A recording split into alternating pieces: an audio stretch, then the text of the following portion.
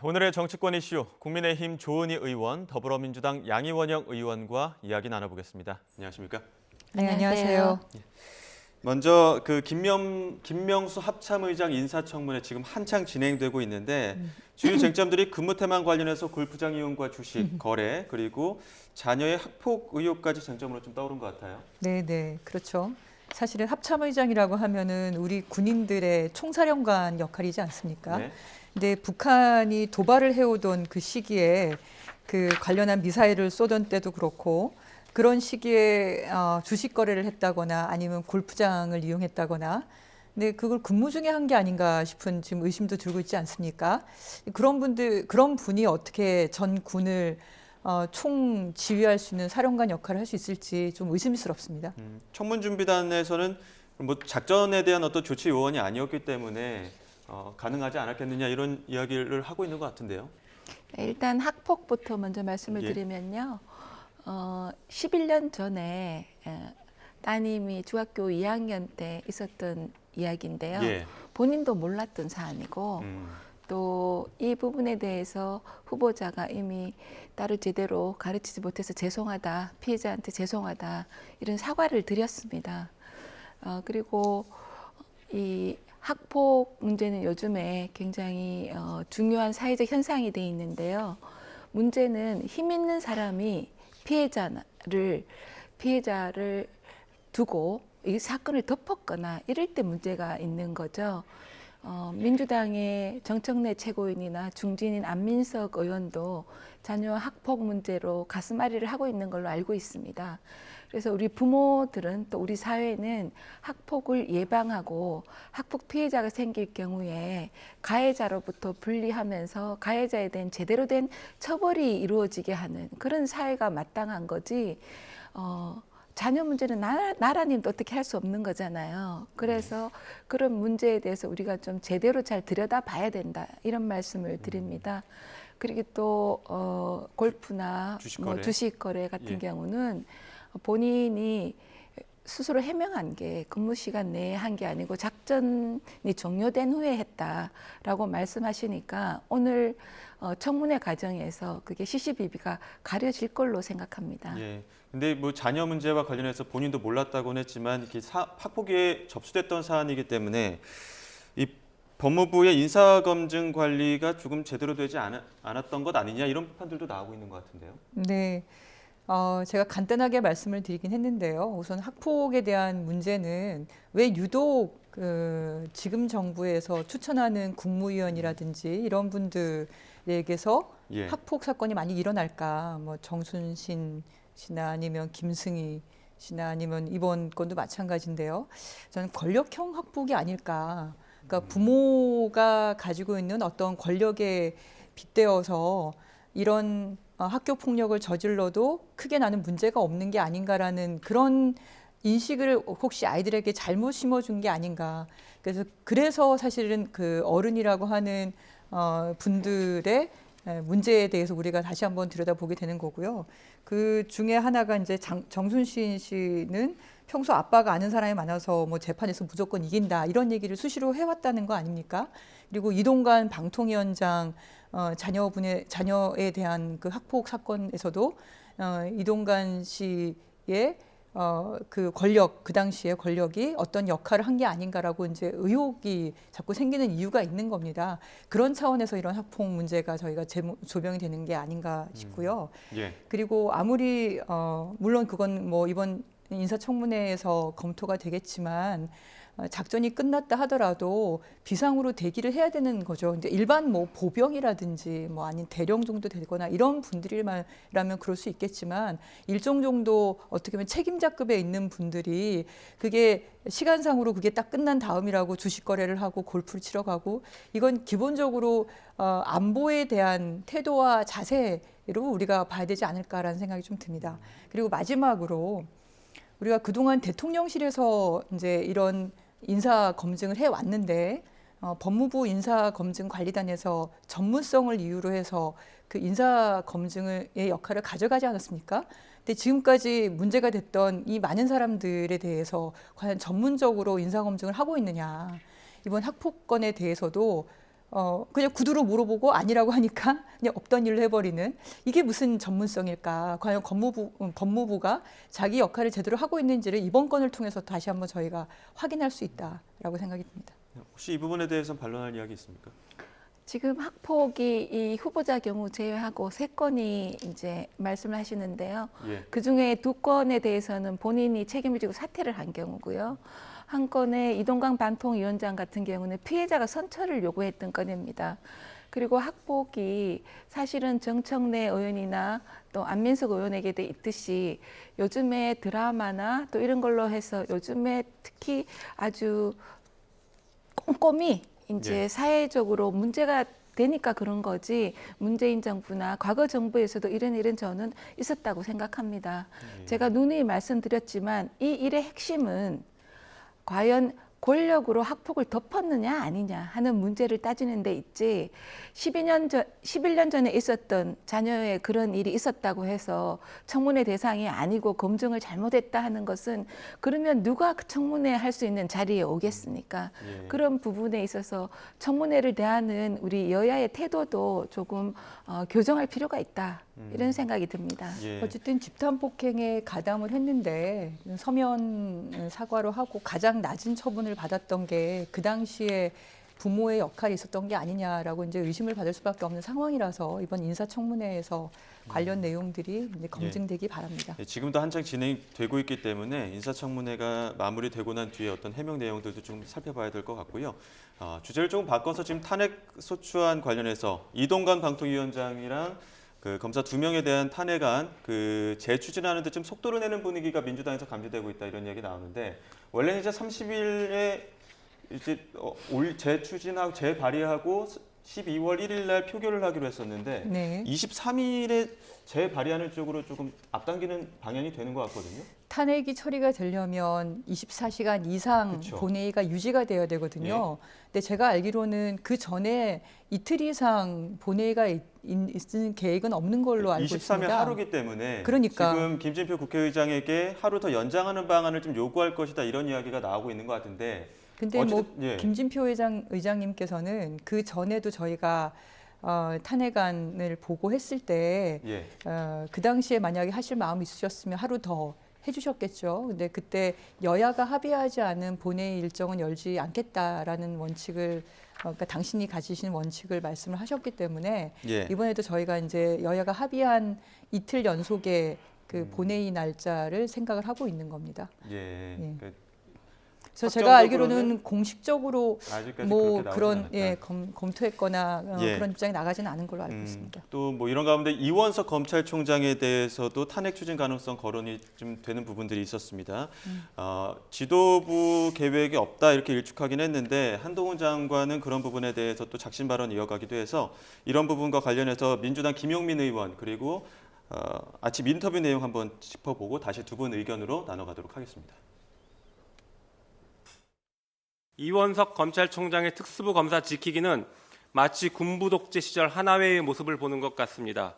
검찰총장의 경거망동 행동에 대해 국민의 대표로서 준엄하게 경고합니다. 민주당은 범죄 검사에 대해 탄핵을 추진할 것이며 이번에 발의한 검사 이외에도 그 대상과 범위를 확대할 계획입니다. 저에 대해서 탄핵한다고 했다가 발 뺐고 오늘은 검찰총장 탄핵한다고 했다가 분위기 안 좋으니 말 바꿨습니다. 민주당은 이제 정말 하루에 한 명씩 탄핵 추진하는 것 같습니다. 만약에 법무부가 자유민주주의를 파괴했다는 이유로 더불어민주당에 대한 위헌정당 심판을 청구하면 어떨 것 같습니까? 더불어민주당이 말한 이원석 검찰총장 탄핵이나 저에 대한 탄핵보다 과연 더불어민주당에 대한 위헌정당 심판이 헌법재판소에서 인용될 가능성이 더 낮다고 보십니까? 탄핵을 검토한 적도 없고 현재 기준으로는 앞으로도 탄핵이 검토될 계획도 현재 기준은 없어요. 그러면 그러니까 한동훈 장관은 어제 금도를 넘은 것이에요. 예. 위헌정당 심판이라는 거는 진짜 민주주의에서 극약 처방이거든요. 예. 극약 처방, 그러니까 탄핵이랑 비교 대상 자체가 아니에요. 한동훈 장관이 뭐 비교로 그렇게 얘기를 한 것처럼 얘기했지만 실제 내심을 얘기한 게 아닐까 싶어요. 수위가 점점 더 올라가고 있습니다. 제가 최혜영 민주당 원내대변인이 그 검찰총장 탄핵안을 논의될 것 같다 이렇게 기자 질의응답 과정에서 나왔고 그런 부분에 대해서 다시 진화를 하는 부분에서 오후에 잘못이 있으면 하겠다는 거지 논의된 바도 없고 계획도 없다 이렇게 다시 한번 또 수습하는 모습이 있었거든요. 이런 부분에서 지금 한동훈 장관은 평소에 이제 다니면서 그냥 인터뷰에 자연스럽게 응했었는데 종이까지 들고 나왔습니다. 어떻게 보셨습니까? 민주당이 탄핵 중독에 걸린 것 같아요. 예. 그러니까 최초의 검사 탄핵, 그것도 9년 전 일로 했지 않습니까? 이제는 이재명 대표가 기소된 위증 혐의를 분리 심의하겠다는 판사까지 탄핵할 수도 있다고 저는 봅니다. 그래서 이 탄핵이 의회가 정부를 견제하기 위한 마지막 수단인데 예.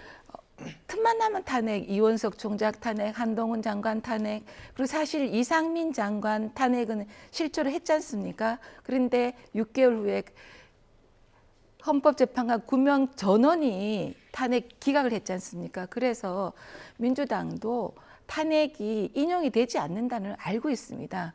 그런데 이동관 방통위원장을 탄핵하는 것은 그동안 방통위의 업무를 중지시키겠다는 의도죠. 예. 그러면 YTN 민영화 후속 조치, 그리고 지금 MBN 방송이 재승인 안 하면 불법 방송이 되는데 그런 것들을 다 정부의 부담을 씌우겠다 이런 말이고, 검사 탄핵은 아까 제가 9년 전 거 탄핵하고 또 2년 전 거 탄핵하고 이제는 이재명 대표를 수사하는 검사를 탄핵하고 앞으로 검찰총장도 탄핵할 수 있다는 것을 내비친 겁니다.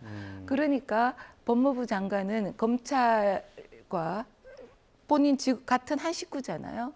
그러니까 이렇게 하면 조자룡 헝칼 쓰듯이 자꾸 탄핵을 이렇게 값어치 없는 걸로 만들면 정부가 정당을 견제할 수 있는 게 위헌 정당 심판 아닙니까? 예. 그럼 우리가 그렇게 정부에서는 맨날 그렇게 하면 좋겠냐. 그럼 반헌법적으로 이게 얼마나 심각한 것을 얼마나 정쟁에 이용하고 있느냐 하는 것을 제대로 작심해서 반박한 걸로 저는 이해하고 있습니다. 예. 김용민 의원 극약, 금도를 넘었다 이렇게까지 발언했었는데 양이원 의원님 어떤 의견 갖고 계십니까?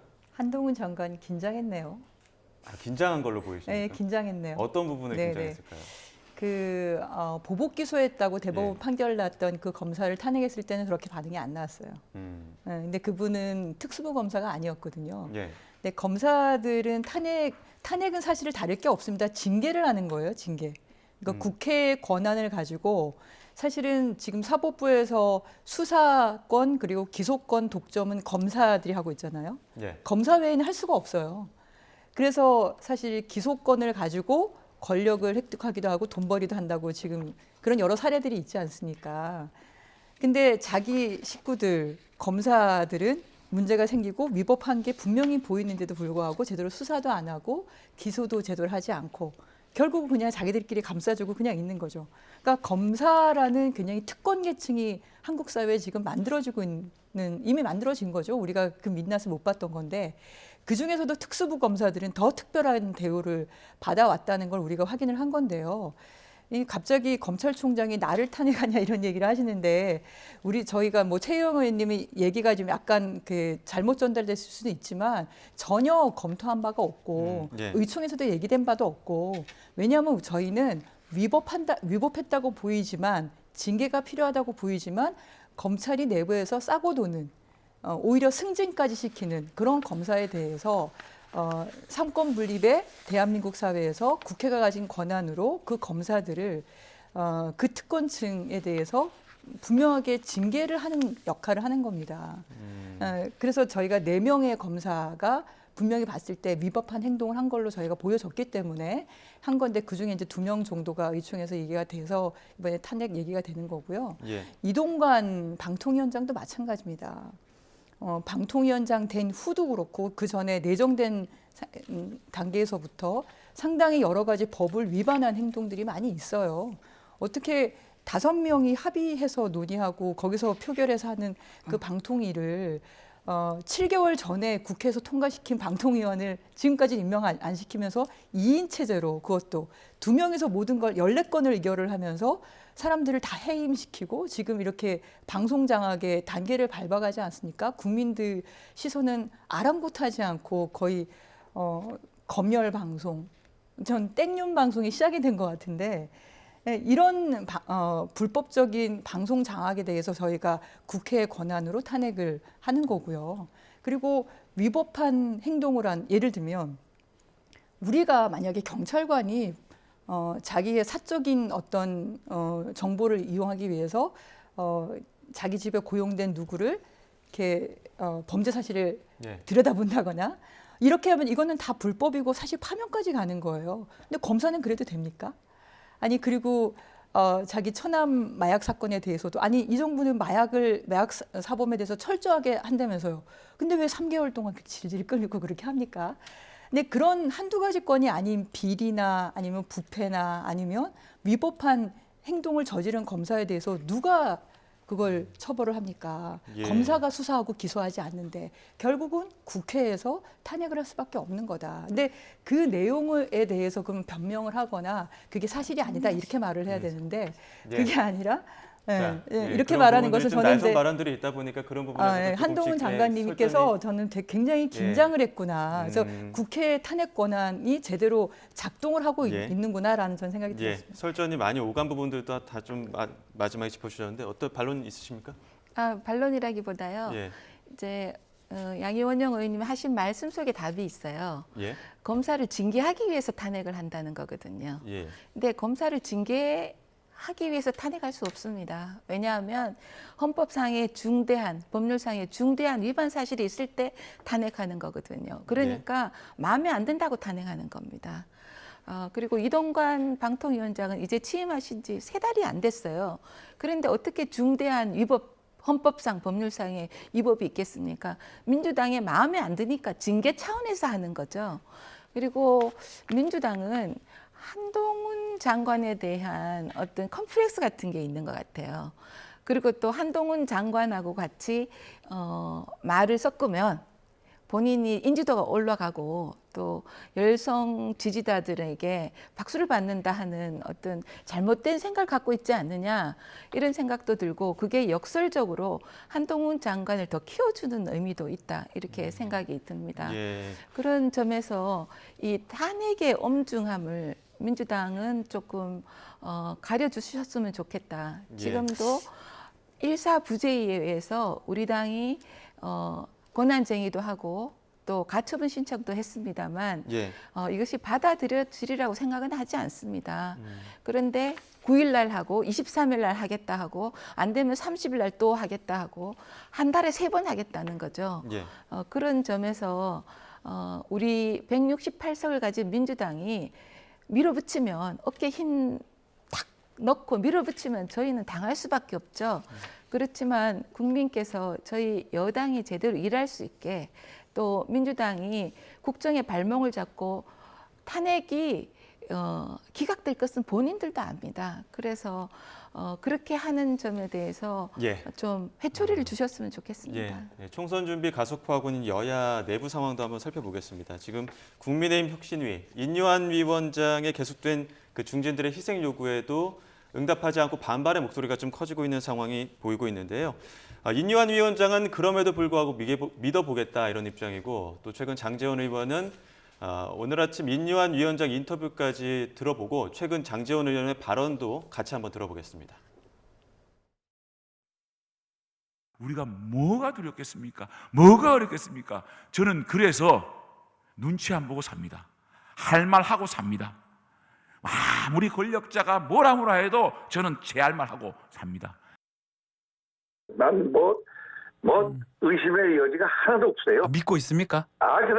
그럼요. 이제 꼭 집어서 얘기하면 우리가 조기 해산하고 굉장히 이제 그 극단적인 수를 두고 있다. 제가 제주도에 가서 우리 임기는 크리스마스 전이다.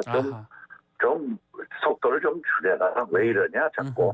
언론 여러분 조금 빨리로 우리나라가 이게 멋지게 발전했는데 정치는 조금 천천히 하자. 그리고 예. 새로운 용어를 제가 쓰는데요. 어떤 거죠? 예, 한강의 기적을 이룬 위대한 민족입니다. 예. 이제는 여의도의 기적을 바랍니다. 예. 장제원 의원은 할 말 하겠다, 두렵지 않다 이런 입장이고 인유한 위원장 그래도 믿는다 이런 입장인데 압박과 반박이 계속되고 있습니다. 기적은 일어날까요? 저는 여의도의 기적은 일어날 거라고 생각합니다. 그런데 이제 인유한 위원장은 혁신위원장으로서 지금 국민이 원하는 것을 제대로 해주고 계시잖아요. 혁신이라는 것은 기득권의 타파거든요. 그런 점에서 기득권을 가진 분들이 희생을 해야 된다. 이런 말씀에는 대부분 다 동의를 합니다. 예. 우리 당내에서도요. 그런데 이 타이밍과 또 방법의 문제가 타이밍이 지금은 이제 예산철이거든요. 예. 저도 예산 심의를 하다가 오는 거고 예. 그렇기 때문에 지금은 당사자들이 숙고할 시간이 충분하지 않다. 설사 제가 아니면 A 씨가 다음에 용퇴할 생각이 있다 하더라도 최선을 다해서 지역구 또 예산을 챙겨야 되고 또 지금 당에서는 당원 단합대회를 하라고 다 지금 각 지도부에 내려가 있거든요. 당원 단합대회 가서 당원들한테 뭐라 그러겠습니까? 저는 여기 없습니다. 서울 갈 겁니다. 할 수 없지 않습니까? 그래서 타이밍의 문제고 또 타이밍의 효과를 극대화하기 위해서는 보통 총선 한두 달 전에 이런 결단이 일어납니다. 예. 그다음에 두 번째로는 이제 혁신위원장님은 저렇게 말씀하시지만 당사자의 입장에서 보면 서울로 오지 않을 경우에는 불출마의 길을 선택을 해야 되는데 그러면 본인도 굉장히 떠밀려서 하는 게 아니고 당을 위한 나라를 위한 어떤 결단을 하기 위한 충분한 시간이 필요한 겁니다. 그런 점에서 인유한 혁신위원장이 화두를 던졌고 그 화두에 대한 굉장히 다양한 의견들 또 건설적인 의견들이 있고 또 위원장께서 좀 기다리겠다고 하셨으니까 예. 저는 여의도의 기적이 우리 당에는 일어나리라고 생각합니다. 타당 이야기지만 민주당이 바라보시기엔 어떻습니까? 네, 겉으로는 기득권 타파처럼 치장을 했는데요. 사실상은 윤핵관도 팽당하는 그리고 검사들이라든지 새로운 국힘을 장악할 세력들에게 자리를 비켜줄 수밖에 없는 자리 만들기 아니냐. 저는 그렇게 보입니다. 예. 그러니까 기득권을 타파하는 것의 한편으로는 그 혁신을 통해서 총선 승리를 하는 것이 정당이라면 가져야 될 목표겠죠. 근데 떨어지는 게 뻔한 데를 이렇게 밀어내는 거는 가라고 얘기하는 거는 그건 밀어내기죠. 예. 그 자리를 비워서 누군가를 앉히려고 그러는 거 아니겠습니까? 근데 이제 장제원 의원에게조차 이렇게 한다는 거는 제가 그런 얘기 이게 사실인지 아닌지 모르겠지만 국민의힘에서는 내년 총선 승리보다 그 국민의힘 내에 뭐 검사분들이나 이런 분들의 장악, 윤석열 대통령 세력의 장악 그거를 더 중요하게 생각하신다라는 얘기를 들었습니다. 근데 그 그림을 위해서 지금 하나하나씩 해 나가고 있는 게 아닌가라고 저는 보입니다. 그 민주당 안에서도 희생이나 어떤 험지 출마 요구가 자유로울 수는 없을 것 같아요. 지금 여론조사가 나왔기 때문에 마지막으로 여론조사 하나 짚어보고 두 분 의견 짧게 듣겠습니다. 그러니까 오늘 나온 여론조사인데 국민의힘 그 혁신위원회 그 당내 중진 험지 출마 또는 불출마 제안에 대해서 일단 국민의힘은 53%가 이거 적절한 요구다 이렇게 대답을 했고 민주당은 47%가 이재명 대표를 비롯한 친명계 중진 험지 출마가 적절한 요구다 이렇게 이야기를 했습니다. 적절한 요구라는 응답이 상당히 많은 것으로 나와서 국민 모두 여야 핵심 중진의 희생이 필요하다라고 보는 것 같은데 지금 오늘 아침 인터뷰에서도 그렇고 이재명 험지 출마에 대한 이원욱 의원 비롯한 비명계의 요구는 많았었고요. 그리고 친명계 좌장격인 그 정성호 의원은 10,000원 가진 사람과 1억 가진 사람을 비교하는 게 말이 되냐 이런 이야기 했단 말이죠. 지금 민주당 내 분위기는 어떻습니까? 글쎄요, 제가 뭐 저희 내부의 입건으로 논의를 해보거나 그러지는 않아서 분위기를 전반적으로 알 수는 없는데 저는 그전에도 의총에서 여러 번 발언을 했던 게요. 나이가 많다고 그만둬야 되고 여러 다선을 했기 때문에 그만둬야 되고라고 생각하지는 않습니다. 제가 늘 드는 예 중에 하나가 버니 샌더스가 사실 앨런 머스크하고 부유세 논쟁을 하는 저 진보적인 정치인, 대표적인 정치인 중에 한 명인데 연세가 어떻게 되십니까? 80대죠. 하원을 8선을 했습니다. 상원 3선이에요. 그러니까 중요한 것은 정치인으로서의 비전과 전망을 제대로 보여주고 그 역할을 하고 있느냐의 문제인 거지 그런 평가가 문제이지 뭐 어느 지역이다 몇 살이다 몇 선이다 이게 중요한 건 아니다. 그리고 정당은 우리가 권력을 잡으면 국민을 더 살기 좋게 할 수 있다. 우리 대한민국이 더 좋은 나라가 되게 만들 수 있다는 자신감을 가지고 유권자에게 표를 구하는 거지 않습니까? 그러면 선거에서의 승리가 중요한 것이죠. 그럴 때 기득권을 타파하는 것에 대해서는 당연히 국민들께서 항상 박수를 보내십니다. 근데 그것을 전제로 하지만 그게 메인은 아니라는 거죠. 선수가 문제가 아니다. 그렇죠. 그 혁신을 전제로 하지만 그래도 중요한 것은 총선을 우리가 어떻게 하면 승리를 할 것이냐. 더 많은 의석수를 확보할 것이냐가 정당이 만들어진 이유이기 존재의 이유입니다. 그럼 정치하는 이유가 그래서 그런 거 아닙니까? 근데 그 본 내용을 숨기고, 그러니까 사실은 본 내용을 숨기고 뭔가 희생인 것처럼 기득권 타파 이렇게 얘기하는 우리 당내 비명계 분들도 사실은 이재명 대표를 빼고 싶으니까 그렇게 말을 하는 거지. 실제로 그게 혁신이고 기득권 타파이면 본인이 먼저 하시면 되잖아요. 그러지 않으면서 얘기하는 거 맞지가 않죠. 국민의힘은 이 여론조사 결과 어떻게 보셨습니까? 저는 국민의 뜻을 제대로 받들어야 된다고 생각합니다. 그래서 저희 당은 여의도의 기적을 이루기에 노력한다는 말씀을 드리고요. 민주당은 지금 말씀하시는 것처럼 안 할 것 같아요. 왜냐하면 윗물이 맑아야 아랫물이 맑은데 이재명 대표께서는 개항에 가서 염색도 하시고 또 개항에 출마를 기정사실을 하시고 계시니까 이재명 대표가 안동 같은 험지에 출마하는 희생을 보이실 일은 없을 것 같고요. 그리고 민주당이 지금 이재명 대표와 그 철험회 이런 분들이 하는 막말을 보면 이재명 대표가 형수한테 쌍욕을 하셨잖아요. 그게 지금 막말 욕설 팬데믹이 민주당에 다 흐르고 있는 것 같아요. 그런 점에서 민주당의 변화와 혁신은 국민들은 바라고 있지만 1인 이재명 민주당, 이재명의 당, 그러면 DJ와 또 문재인 대통령, 노무현 대통령의 전통은 그대로 전해지지 않는 내로남불의 민주당 전통은 변하지 않고 있을 것 같다. 이런 걱정을 합니다. 아무리 정치 혐오를 불러일으키기 위해서 막말을 그렇게 상대당에 대해서 하신다 하더라도 국민들은 정치 집단이 무엇을 위해서 저런 얘기를 하는 걸까? 되게 꼰대스러운 얘기를 사실은 하는 거거든요. 그게 뭔가 본인은 기득권을 포기하고 뭐 희생하고 되게 성직자인 것처럼 얘기하고 사실상 그 뒤에 있는 권력의 그 투쟁들이 있는 거예요. 그 실체를 저는 국민들이 분명히 보실 거라고 생각을 합니다. 희생 이야기도 있고요. 뭐 험지 출마에 대한 뭐 다양한 이야기들과 관측들이 있지만 또 총선이 다가올수록 그런 부분에 대해서는 조금 더 분명해지지 않을까 싶습니다. 좀 더 지켜봐야 될 것 같고요. 오늘 말씀은 여기까지 듣도록 하겠습니다. 지금까지 국민의힘 조은희 의원 그리고 더불어민주당 양이원영 의원과 함께했습니다. 오늘 말씀 고맙습니다. 감사합니다.